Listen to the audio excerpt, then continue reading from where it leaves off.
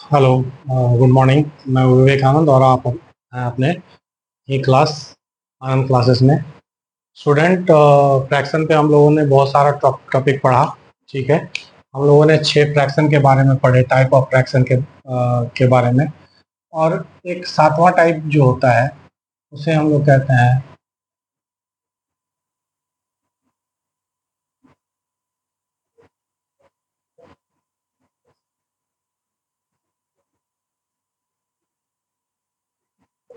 Equivalent fraction.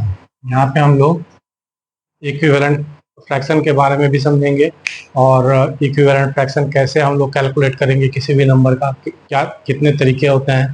ठीक है, और तो वहाँ यहाँ पे हम लोग देखेंगे। ठीक है, तो इक्विवेलेंट फ्रैक्शन होता क्या है? सबसे पहले तो सवाल ये उठता है कि इक्विवेलेंट फ्रैक्शन होता क्या है। तो इक्विवेलेंट फ्रैक्शन को हम लोग ऐसे इस तरह से डिफाइन कर सकते हैं कि टू और more fraction if they have same value then they are called equivalent fraction. बात समझ में आया? इक्विवेलेंट मतलब ये हुआ कि इक्वल वैल्यू का। ठीक है, इक्वी वैलेंट, यहाँ पे दो शब्द है, इक्वी और वैलेंट, मतलब इक्वल वैल्यू। ठीक है, बात समझ में आया? दो या दो से अधिक फ्रैक्शन अगर इक्वल वैल्यू का है तो उसे ही हम लोग इक्विवेलेंट फ्रैक्शंस कहेंगे। और उसे कैसे निकालेंगे किसी भी फ्रैक्शन का इक्विवेलेंट फ्रैक्शंस, आइए देखते हैं। तो सबसे पहले हम लोग इक्विवेलेंट फ्रैक्शन का डेफिनेशन देख लेते हैं। ठीक है, टू और मोर fractions if they have same value are called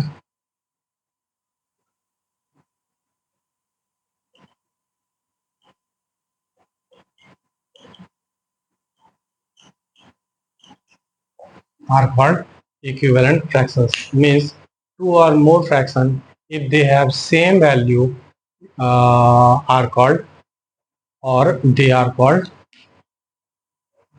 then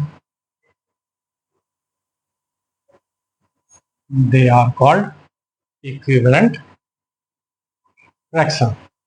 ठीक है, दो या दो से अधिक ऐसे फ्रैक्शन जिसके वैल्यू सेम हो, ऐसे फ्रैक्शन को इक्विवेलेंट फ्रैक्शन कहते हैं। ठीक है, फॉर एग्जांपल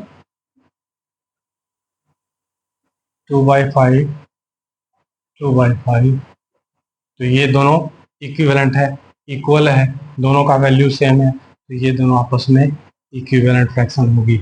और इक्विवेलेंसी हम लोग इस तरह से शो करते हैं, किसी भी दो फ्रैक्शन के बीच में हम लोग इक्वल टू का साइन लगा करके दोनों फ्रैक्शन के इक्विवेलेंसी को चेक शो करते हैं। ठीक है, कि दोनों फ्रैक्शन आपस में इक्वल है। सिर्फ दो नहीं, तीन भी फ्रैक्शन आपस में इक्वल हो सकते हैं, चार फ्रैक्शन भी आपस में इक्वल हो सकते हैं। ठीक है, आपको इस अंडरहेड आपको ये कहा जाएगा, आपको फ्रैक्शन दिया जाएगा और आपको कहा जाएगा कि इस तरह इस फ्रैक्शन का दो, तीन या चार इक्विवेलेंट फ्रैक्शन निकालिए।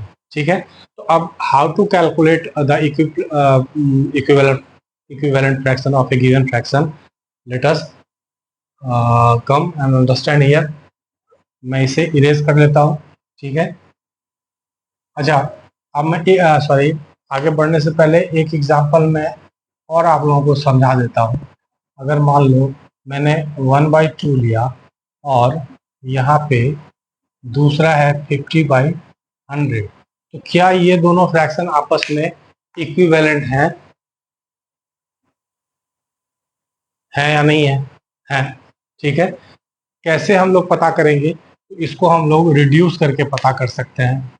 50 × 50, 52 × 100, तो यहाँ भी 1/2 है और यहाँ भी 1/2 है, तो 1/2 इज इक्विवेलेंट टू 50/100 ऑल्सो। इस तरह से भी हम लोग फ्रैक्शन के इक्विवेलेंसी को चेक कर सकते हैं।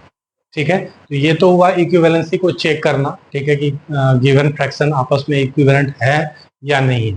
ठीक है, अच्छा आप लोग ये समझ अच्छा, अगर इस तरह से दे दिया जाएगा तो आप लोग बता पाओगे कि इक्विवेलेंट फ्रैक्शन है या नहीं, इसलिए मैंने यहाँ पे ये बताया। ठीक है, अब किसी भी फ्रैक्शन का इक्विवेलेंट फ्रैक्शन कैसे निकालेंगे, 2, 3, 4 या 5, आइए हम लोग देखते हैं।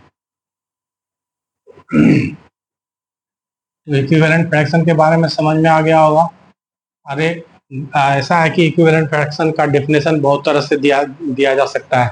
ठीक है, तो मैंने एक लम सम एग्जाम यहाँ पे ये लिया, क्या कहते हैं, डेफिनेशन दिया। आप लोग अपना बुक में देखना, डेफिनेशन लगभग यही होगा। ठीक है, तो अब जो नेक्स्ट टॉपिक है इक्विवेलेंट फ्रैक्शन के under, how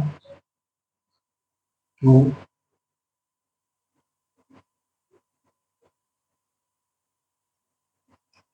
calculate how to calculate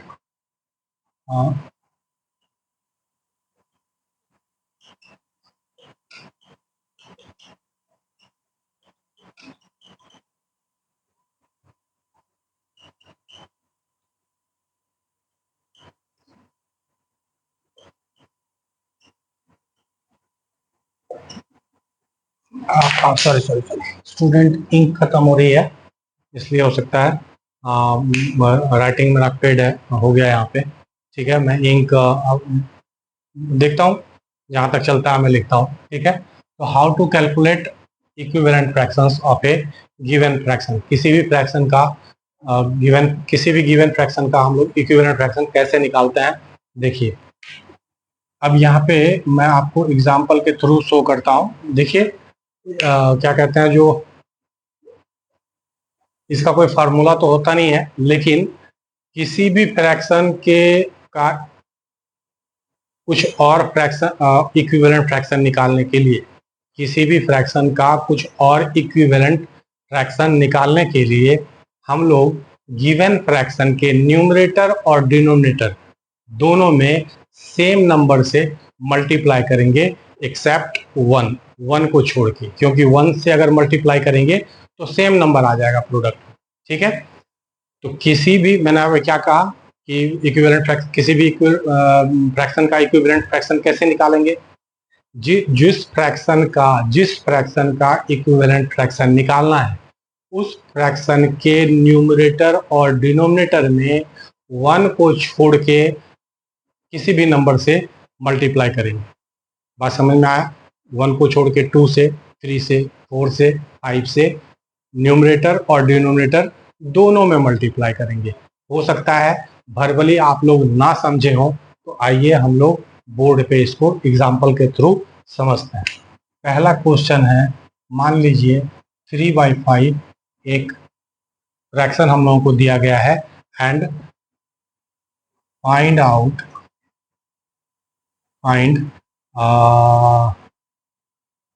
4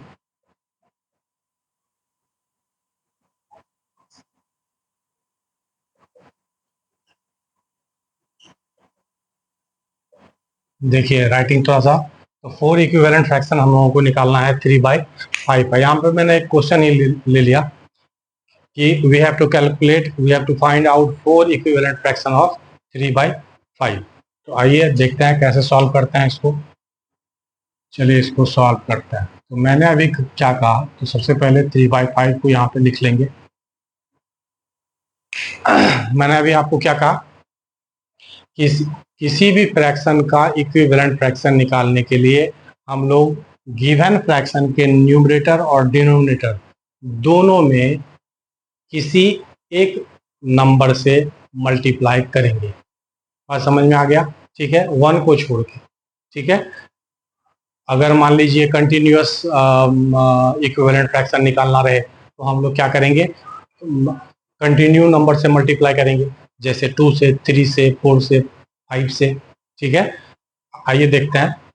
1 को छोड़ के, 1 से नहीं करेंगे। अगर 1 से दोनों को मल्टीप्लाई करेंगे तो सेम नंबर ही प्रोडक्ट में आ जाएगा, तो कोई फायदा नहीं होगा। तो हम लोग 1 को छोड़ के किसी भी नंबर से मल्टीप्लाई कर सकते हैं। ठीक है, अब जैसे 3/5 का पहला इक्विवेलेंट फ्रैक्शन निकालते हैं तो 2 से मल्टीप्लाई करते हैं न्यूमरेटर में और 2 से मल्टीप्लाई करेंगे डिनोमिनेटर में भी। अब इसको मल्टीप्लाई कर दीजिए, 3 2 जा 6 और 5 2 जा 10। तो 3/5 का पहला जो इक्विवेलेंट फ्रैक्शन निकल के आया वो आया 6/10। अब इसको कॉमा में लीजिए। अब 3/5 का दूसरा इक्विवेलेंट फ्रैक्शन निकालना है। 2 से तो हम लोगों ने मल्टीप्लाई कर दिया, अब 3 से मल्टीप्लाई करेंगे इसी में। मल्टीप्लाई 3 न्यूमरेटर में किए तो डिनोमिनेटर में भी 3 से मल्टीप्लाई करना पड़ेगा। प्रोडक्ट निकालिए, 3 3 जा 9 और 5 3 जा 15। तो ये दूसरा इक्विवेलेंट फ्रैक्शन निकल गया किसका, 3/5 को। ठीक है, अब 3/5 का हमें तीसरा इक्विवेलेंट फ्रैक्शन निकालना है। ठीक है, तो 2 से मल्टीप्लाई किया, 3 से किया, अब इसको दोनों को 4 से मल्टीप्लाई करेंगे। अगर न्यूमरेटर में मल्टीप्लाई करेंगे तो डिनोमिनेटर में भी करना होगा। ठीक है, यहाँ देखिए, इसको प्रोडक्ट कीजिए, 3 4 जा 12/20। ठीक है, ये तीसरा इक्विवेलेंट फ्रैक्शन आया। चौथे इक्विवेलेंट फ्रैक्शन के लिए किसका इक्विवेलेंट फ्रैक्शन निकालना है, 3/5 यहाँ लिखेंगे और मल्टीप्लाई कर देंगे इसको। 4 तक से मल्टीप्लाई हम लोगों ने कर दिया है, 5 से करेंगे, यहाँ भी 5 से करेंगे। तो 3 5 जा 15 और 5 5 जा 25। बात समझ में आ गई। 3/5 का हम लोगों ने 4 इक्विवेलेंट फ्रैक्शन निकाला, तो कौन कौन सा आया, 6/10, 9/15, 12/20 और 15/25। बात समझ में आ गई। ठीक है, कैसे इक्विवेलेंट फ्रैक्शन निकालता है। ठीक है, ये तो 4 इक्विवेलेंट फ्रैक्शन हम लोगों ने निकाल दिए। अब ऐसा मत कीजिएगा कि इतना ही तक लिख करके छोड़ दीजिएगा। इक्विवेलेंट फ्रैक्शन को लिखने का एक तरीका होता है। ये सारा चीज कैलकुलेट और लिखने के बाद आपको वो एक लाइन लिखना बहुत जरूरी है। उसी पे आप लोगों को क्या कहते हैं, पूरा नंबर और आधा नंबर का डिसीजन होता है। ठीक है, अब हम लोगों ने 3/2 का 4 इक्विवेलेंट फ्रैक्शन निकाल लिया है। अब इसे हम लोग यहाँ तो नीचे में अच्छा जगह है, तो चलिए मैं यहाँ पे आंसर लिखता हूँ। 3/5 का हम लोग 3/5 का हम लोग इक्विवेलेंट फ्रैक्शन लिख रहे हैं। तो 3/5 का पहला इक्विवेलेंट फ्रैक्शन है 6/10, फिर इक्वल्स टू का साइन देंगे। दूसरा इक्विवेलेंट फ्रैक्शन है 9/15, फिर इक्विवेलेंट का साइन देंगे।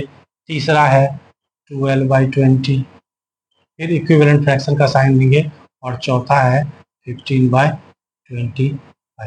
ये आपका आंसर होगा। बात समझ में आया। 3/5 equals to 6/10 equals to 9/15 equals to 12/20 equals to 15/25। बात समझ में आई। 3/5 के ये 4 इक्विवेलेंट फ्रैक्शन हैं। बात समझ में आ गई। ठीक है, तो इस तरह से हम लोग गिवन फ्रैक्शन का इक्विवेलेंट फ्रैक्शन निकाल करके इस तरह से लिख करके रिप्रेजेंट करते हैं कि इस गिवन फ्रैक्शन का ये 3 4 जो है इक्विवेलेंट फ्रैक्शन है। अब मैं एक क्वेश्चन और बता देता हूँ इसी पर, तो आप लोगों को अच्छे से क्लियर हो जाएगा। लेकिन इस बार मैं 4 नहीं, मैं 2 ही निकालूंगा। ठीक है, और फ्रैक्शन में दूसरा ले लेता हूँ, 4/9 ले लिया मैं, मान लो। ठीक है, 4/9 लिया और इसका 2 इक्विवेलेंट फ्रैक्शन निकालना है। तो चलिए सॉल्व करते हैं। तो सबसे पहले क्या करेंगे, 4/9 को लिखेंगे। अब पहला इक्विवेलेंट फ्रैक्शन निकलेगा किसका, 4/9 का। तो क्या किससे मल्टीप्लाई करेंगे, 1 से नहीं, 2 से। तो 2 से दोनों में मल्टीप्लाई किए, तो यहाँ पे क्या आ गया, 8/18। चलिए पहला निकल गया। अब 4/9 का दूसरा इक्विवेलेंट फ्रैक्शन निकालना है। 2 से हम लोगों ने मल्टीप्लाई किया, आप 3 से करेंगे। ठीक है, 4 3 जा 12, 9 3 जा 27। ठीक है, चलिए तो 4/9 का हमारा 2 इक्विवेलेंट फ्रैक्शन निकल गया। पहला है 8/18 और दूसरा है 12/27। तो अब इसको लिखेंगे, 4/9 इक्वल टू 8/18 इक्वल टू 12/27 और ये आपका आंसर होगा। इस तरह से लिखना है, ठीक है। इक्विवेलेंट फ्रैक्शन को निकाल करके इस तरह से लिखना है, तब आपका आंसर कंप्लीट हुआ, ठीक है। इसी तरह से छोड़ नहीं देना है कि मैंने तो निकाल दिया, नहीं, इस तरह से आप लोगों को लिखना भी होगा, ठीक है। इस तरह से हम लोग किसी भी फ्रैक्शन का इक्विवेलेंट फ्रैक्शन निकालते हैं, ठीक है। बात समझ में आ गया? किसी फ्रैक्शन का इक्विवेलेंट फ्रैक्शन कैसे निकालेंगे, ठीक है। एक तो मल्टीप्लाई करके हुआ, दूसरा अभी जो मैंने ये डेफिनेशन में एग्जांपल दिया था और वो चेक करके बताया था इक्विवेलेंसी, तो यहाँ पर मैं इक्विवेलेंसी भी आपको चेक करना बताता हूँ कि इक्विवेलेंसी कैसे चेक करेंगे, ठीक है। चलिए इसे मैं इरेज कर देता हूँ, ठीक है। अच्छा, अब देखिए इक्विवेलेंसी के लिए आप लोगों को क्वेश्चन रहेगा कुछ इस तरह से। पहला क्वेश्चन है 4/5 और अगर मान लीजिए यहाँ पे इक्वल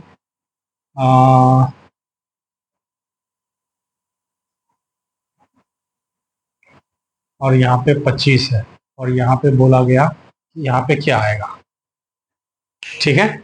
अब इस दोनों फ्रैक्शन में एक फ्रैक्शन का न्यूमरेटर आपको नहीं दिया गया है और न्यूमरेटर आपको निकालना है, ठीक है। और न्यूमरेटर ऐसे निकालना है कि ये दोनों फ्रैक्शन आपस में इक्विवेलेंट हो जाए, ठीक है। बात समझ में आई? तो देखिए इसको निकालने का बहुत तरीका है, ठीक है। कैसे निकाल सकते हैं हम लोग? एक तो ऑब्जर्वेशन से निकाल सकते हैं। अब देख रहे हैं कि भैया यहाँ 5 है, यहाँ 25 है, 5 का इक्विवेलेंट यहाँ पे 25 से दिखा रहा है, तो कैसे हुआ, है ना। 5 का इक्विवेलेंसी यहाँ 25 से दिखा रहा है, तो कैसे हुआ, ठीक है। तो 5 से मल्टीप्लाई किया होगा, 5 5 या 20, तो यहाँ भी 5 से मल्टीप्लाई करेंगे तो यहाँ पे आ जाएगा 20/25। तो 4/5 इज इक्वल्स टू 20/25। बात समझ में आया? कैसे आया कैसे किया मैंने? अब 5/25 कैसे हुआ? तो 5 में 5 मल्टीप्लाई हुआ होगा तब 25 हुआ होगा, इसलिए इसमें भी उतना मल्टीप्लाई करना है और करके वहाँ पे उस प्लेस पे लिख देना है। ये तो नंबर 1 तरीका हुआ। पहला तरीका इस तरह से हम लोग कर सकते हैं, इस तरह से हम लोग करके इजीली निकाल सकते हैं, चाहे वो न्यूमरेटर हो चाहे वो डिनोमिनेटर हो। अच्छा, अब अगर मान लो यहाँ पे सपोज करो यहाँ पे न्यूमरेटर दिया रहता, ठीक है, और यहाँ पे डिनोमिनेटर का जगह खाली रहता, ठीक है। मान लो अब न्यूमरेटर यहाँ पे हो गया 32। अब यहाँ पे डिनोमिनेटर कैसे होगा, कितना होगा, कितना डिनोमिनेटर आए जो ये दोनों फ्रैक्शन इक्विवेलेंट हो जाए, ठीक है। तो अब यहीं से ऑब्जर्व करके देखिए 432 कब होगा? जब 8 से मल्टीप्लाई करेंगे। यहाँ पे जब 8 से मल्टीप्लाई करेंगे तो 8 4 जा 32 हो जाएगा, ठीक है। अब ऊपर 8 से मल्टीप्लाई हुआ तो नीचे भी 8 से मल्टीप्लाई होगा, 8 5 जा 40, यहाँ पे 32/40 हो जाएगा। बात समझ में आ गई? ये तो पहला तरीका हुआ इक्विवेलेंसी चेक करने का, जो कि बहुत इजी तरीका है, ठीक है। यही तरीका आप लोग सीखिए जो कि बहुत इजीली आप लोग बना पाइएगा। चलिए अब दूसरा देखते हैं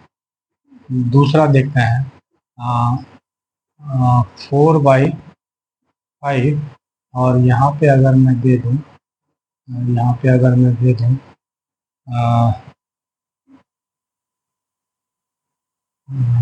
45 और ये दोनों फ्रैक्शन इक्विवेलेंट है, तो इसका न्यूमरेटर कितना होगा, ठीक है। तो अब देखिए एक तो हम लोगों ने बनाया कि ऑब्जर्व करके भैया 545 कैसे हुआ होगा, तो 9 से मल्टीप्लाई किए होंगे, तो नीचे में 9 से मल्टीप्लाई है तो ऊपर में भी 9 से मल्टीप्लाई होगा, तो दोनों को मल्टीप्लाई करके यहाँ लिख देंगे। एक तरीका तो ये हो गया, ये हम लोगों ने पहले बनाया। अब दूसरा तरीका क्या होता है कि जो चीज आपका गिवन है अगर कॉर्नर में है तो इन दोनों को मल्टीप्लाई करेंगे, इससे डिवाइड कर देंगे, जो नंबर आएगा वही आपका आंसर होगा। बात समझ में आया? जैसे ये देखिए 45 × 4 बाय 5, ठीक है, कट गया 5 9, ये 9 4 जा 36 आ जाएगा। बात समझ में आया? हम लोग इक्विवेलेंसी इस तरह से भी चेक कर सकते हैं। ये समझ में आया? नहीं आया? चलिए एक इसका एक क्वेश्चन और देख लेते हैं। 7/10 अब इक्विवेलेंट में आपको दिया गया है, यहाँ पे मान लो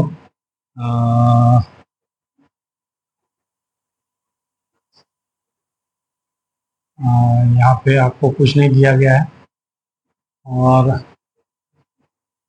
यहाँ पे 70 दिया गया है, ठीक है। या यहाँ पे मतलब पहला नंबर में तो हम लोगों का डिनोमिनेटर था ही, अब यहाँ पे मैं न्यूमरेटर ले लेता हूँ।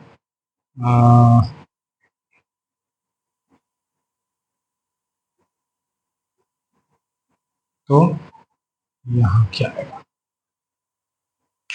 क्या आप लोग बता सकते हैं?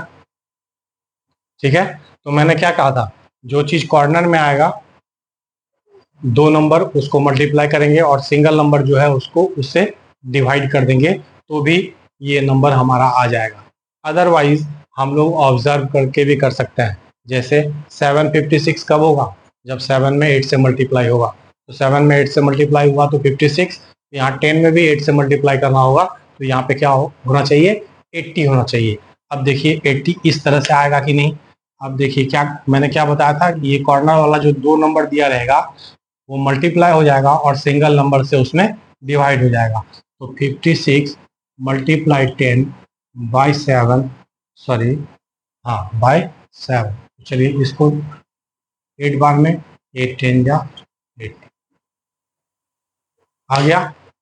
तो हम लोग इस तरीके से भी इक्विवेलेंसी को चेक कर सकते हैं और डायरेक्टली भी इक्विवेलेंसी को हम लोग चेक कर सकते हैं। तो स्टूडेंट मेरे ख्याल से आप लोगों को क्या कहते हैं, जो इक्विवेलेंट फ्रैक्शन बनाना आ गया होगा। किसी भी फ्रैक्शन का किसी भी फ्रैक्शन का 2 3 या 4 इक्विवेलेंट फ्रैक्शन कैसे निकालेंगे, ये आप लोग समझ में आ गया होगा। गिवन 2 फ्रैक्शन का इक्विवेलेंसी हम लोग कैसे चेक करें, ये भी आ गया होगा, ये भी समझ में आ गया होगा, ठीक है। अब ये तो मान लो खाली जगह है, अब तीसरा भी दिया जा सकता है आपको, ठीक है, आपको तीसरा भी फ्रैक्शन दिया जा सकता है, ठीक है, उसे भी इसी तरह से बना सकते हैं, ठीक है। अब जैसे मान लो एक फ्रैक्शन आपको इस तरह से दिया था, 3 फ्रैक्शन का आपको क्वेश्चन दिया जा सकता है, तो क्वेश्चन होगा ये, मान लो 1/2 इक्वल टू 5/10 इक्वल टू, अब यहाँ पे आपको दे देगा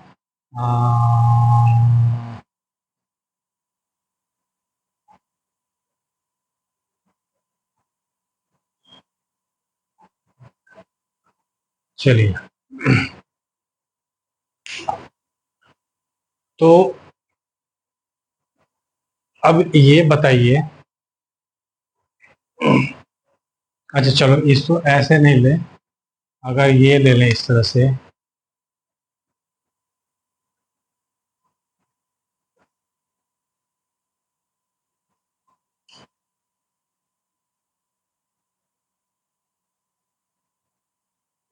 चलिए अब यहाँ भरिए तो क्या आएगा, अब मान लो मैं इसे भी इरेज कर देता हूँ, अब यहाँ भी क्या आएगा ये भी पता करना है, ठीक है।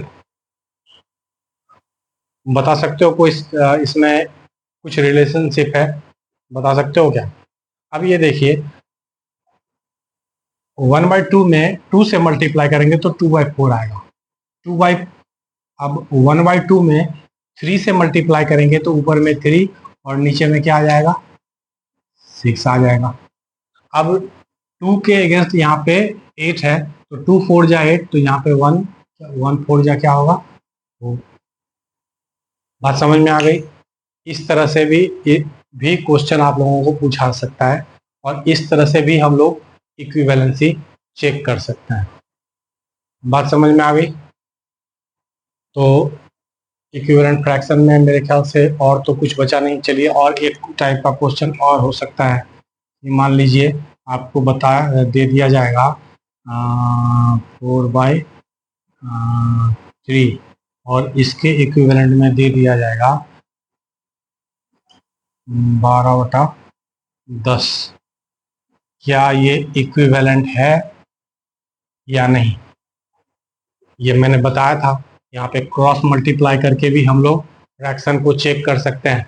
ठीक है, फ्रैक्शन के इक्विवेलेंसी को निकाल सकते हैं, रिड्यूस करके भी इक्विवेलेंसी को निकाल सकते हैं। अब यहाँ देखो, ये फ्रैक्शन रिड्यूसेबल है, पहले रिड्यूस करते हैं।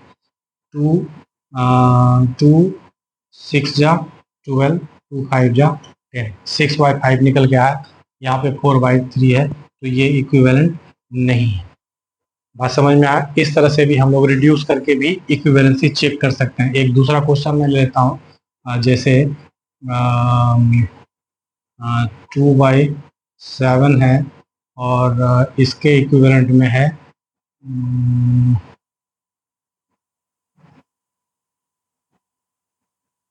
तो क्या ये इक्विवेलेंट है 2/7 और 8/21? क्या ये दोनों आपस में इक्विवेलेंट है? तो यहाँ पे हम लोग क्या देख रहे हैं कि ये फ्रैक्शन बड़ा है और इसको रिड्यूस किया जा सकता है। तो सबसे पहले हम लोग इसको रिड्यूस कर देते हैं। 4 से कटेगा, 4 2 जा 8, 4 7 जा 28, तो 2/7 और 2/7, तो ये फ्रैक्शन क्या है? इक्विवेलेंट है। तो यहाँ पे हम लोग इक्विवेलेंट लिखेंगे। ठीक है, अगर इक्विवेलेंट नहीं रहता तो नॉट इक्विवेलेंट लिखते। बात समझ में आ गई? इक्विवेलेंट का साइन ये होगा और नॉट इक्विवेलेंट का साइन ये होगा। बात समझ में आ गई? इक्विवेलेंसी चेक करना आ गया, इक्विवेलेंट फ्रैक्शन निकालना आ गया। ठीक है, तो इस वीडियो में इतना ही। फिर मिलते हैं नेक्स्ट वीडियो में, और फ्रैक्शन पे और कुछ वीडियो में लेकर के आता हूँ, या कोई नया एक्सरसाइज लेकर के आऊँगा। तब तक के लिए यही, धन्यवाद। और काइंडली आप लोग शेयर, सब्सक्राइब और क्या कहते हैं, जो वो शेयर होता है, सब्सक्राइब होता है, और लाइक करते रहिए। ठीक है, thank you for this, and we will meet again in other video. Thank you.